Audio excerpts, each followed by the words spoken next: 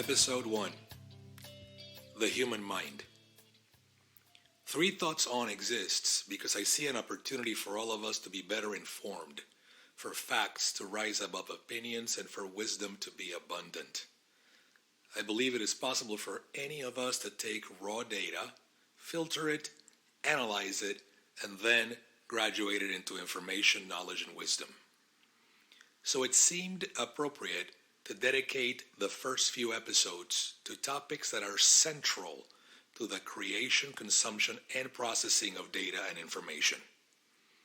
In this very first episode, we will briefly discuss 3 thoughts on the human mind. Thought number 1. Why do we have a human mind? In his book, Sapiens, historian Yuval Noah Harari tells us that somewhere between 70,000 and 30,000 years ago, our ancestors, the Homo sapiens, started doing some very special things.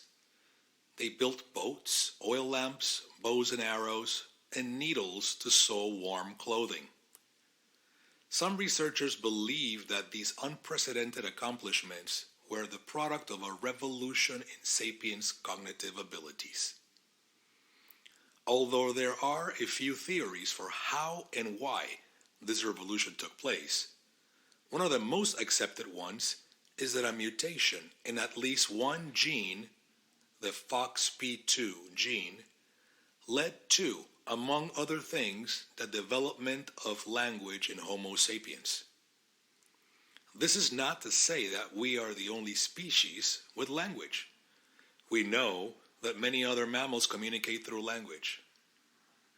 So it seems like the difference between our evolutionary path and that of other mammals is that our language became increasingly complex. And that is in part due to the shape of our vocal tract, that is, our mouth, tongue, and throat. According to Dr. Ray Jassanoff from the Linguistic Society of America, it wasn't until about 100,000 years ago that hominid vocal tracts began to permit the modern range of speech sounds. That doesn't mean that language began there, but it certainly suggests that this ability to communicate through more complex sounds played a role in the aforementioned cognitive revolution. But why are we talking about language? In a paper titled, "Why Language is All Thumbs," Chip Walter states that, quote, "A mind capable of language is also a self-aware mind," end quote. What does this mean? It means that at some point, our mind became capable of complex language, complex pattern recognition, and complex thought. It means that a human mind can create physical objects like tools, cars, and cities, but can also create ideas like religion, democracy, and money. A human mind is self-aware, which means it's a mind that thinks about thinking. So why do we have a human mind? It's hard to say, but research shows that without complex language, we may not have one. Maybe Terence McKenna was onto something when he stated that, quote, "Our mind is somehow a co-creator in the process of reality through acts of language," end quote. Thought number 2. What is a human mind? There is no easy answer to this question. If you go online searching for the definition, you may end up as confused as I did. This is because some of the available literature uses terms mind, brain, and consciousness interchangeably. But that can't possibly be the case. For one, we know that the brain is a biological entity and the mind isn't. On the other hand, there is an ongoing scientific and philosophical debate on the hard problem of consciousness, and most leaders in this field define clear boundaries between the brain, the mind, and consciousness. So then, what is the human mind? Let's start with some basics. Merriam-Webster Dictionary defines the mind as, quote, the element or complex of elements in an individual that feels, perceives, thinks, wills, and especially reasons, end quote. Great. Good start. But we are still left with more questions than answers. For example, what is an element in this context? Dr. Daniel Siegel, professor of psychiatry at UCLA, has been studying the human mind for a few decades now. In his book, Mindsight, he states that the human mind is a process. He says the mind is, quote, a relational and embodied process that regulates the flow of energy and information, end quote. How interesting. A process we can feel and that our biology is in tune with. A process that manages energy consumption from information and also interprets information from metabolic processes. Dr. Alan Jassanoff, professor of biological engineering at MIT, takes a similar approach in his book, The Biological Mind. He states that, quote, our minds are the product of complex interactions between our biological brain, our physical bodies, and the environment around us, end quote. This is very good. Dr. Siegel and Dr. Jassanoff's definitions are concise, helpful, and actionable, and they're also consistent with a lot of the literature I've found. In summary, the mind is, 1, a series of interactions, an ongoing process, and most likely not a thing.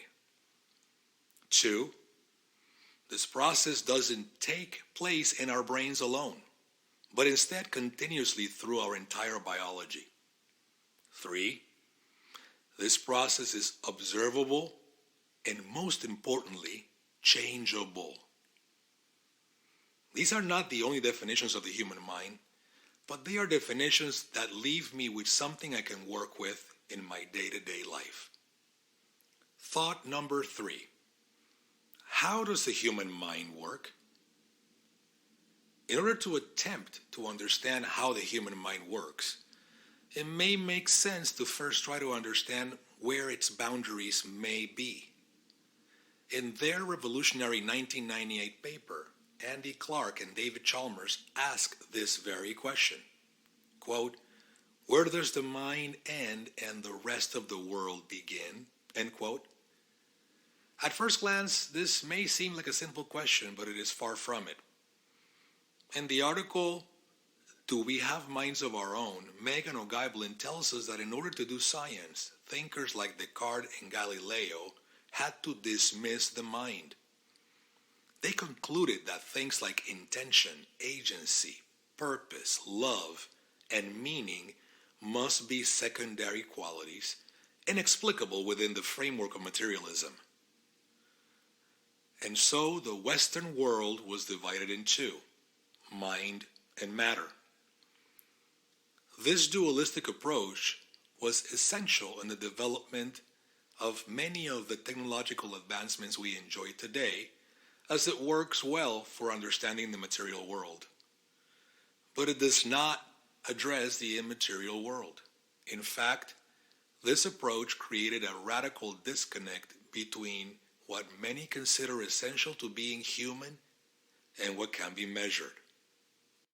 In her book, The Extended Mind, Annie Murphy Paul tells us that the mind is not only everywhere in our bodies, but it is also in our environment and in our relationships.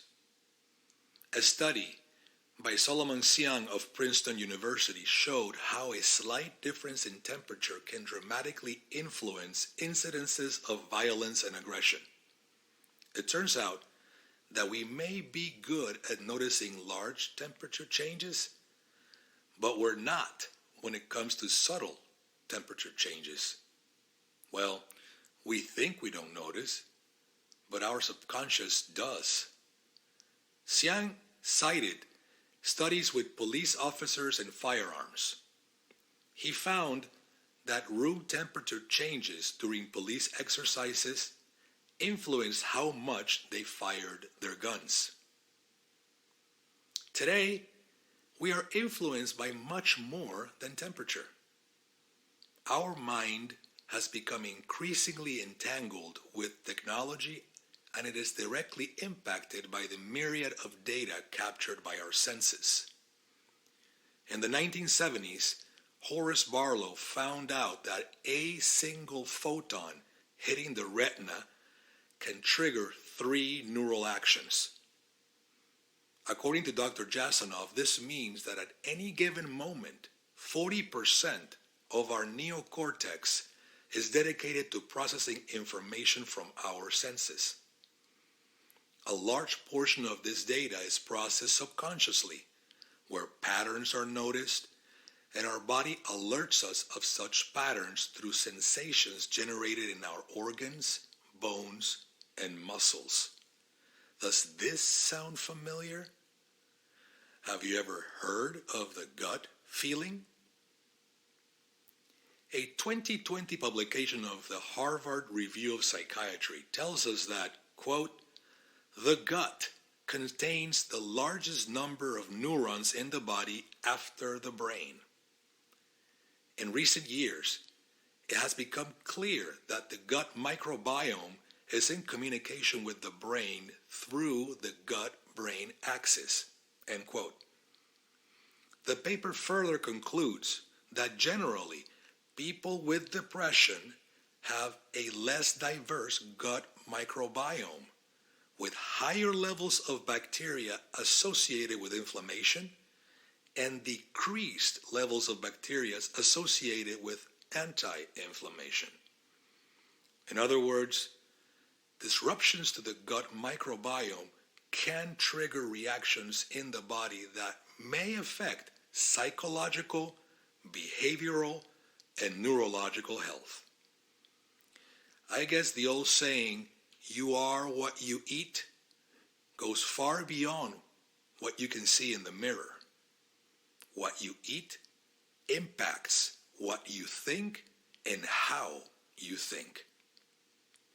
So far, this makes sense. The human mind takes inputs from our body, our senses, and the environment. But that's not all. The mind also takes inputs from other minds. According to Richard Brodie's book, Virus of the Mind, human minds impact each other through the creation and proliferation of memes. Brodie uses Richard Dawkins' definition of a meme as a unit of information in a mind whose existence influences events such that more copies of itself get created in other minds, end quote. Our ancestors began this process when they started asking questions deeper than where is the food, who should I mate with, or how do I hide from this tiger? They started asking questions like, where do we come from? What should we do? Why are we here? They answered these questions with fiction and myths that eventually became ideas and memes. This is where the inner workings of our human mind began the ongoing process of changing the world around us and changing ourselves.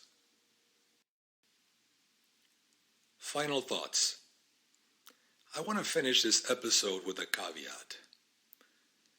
What I've shared with you is obviously scientifically incomplete given the amount of research available today.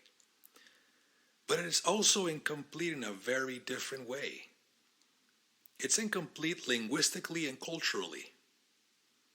I've shared some of the beautiful evolutionary background of how we came to have a human mind.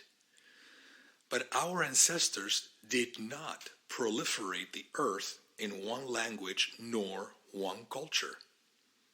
They came up with diverse languages and cultural traits, And that makes a huge difference in how we observe the world and ourselves. The answer to the question, what is the human mind, unfolds very differently depending on which language and which culture you ask it. In fact, the word or concept of mind may not even exist in other languages. In his book, Naming the Mind, psychologist Kurt Dazinger shares the work of linguistic scholar I.A. Richards in the 1930s in China. Richards noticed that the work of Chinese philosopher Meng Tzu presented a coherent body of psychological concepts that had no modern or Western equivalents. He specifically states that Chinese concepts that linguistically translate to the word mind do not represent what we mean by the word mind. He states, quote, Chinese thinking often gives no attention to distinctions which, for Western minds, are so traditional and so firmly established in thought and language.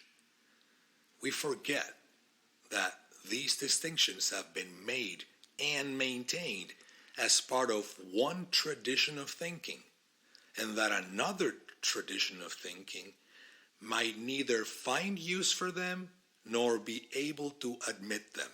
End quote. I will leave you with this thought. A human mind is capable of complex language and is self-aware.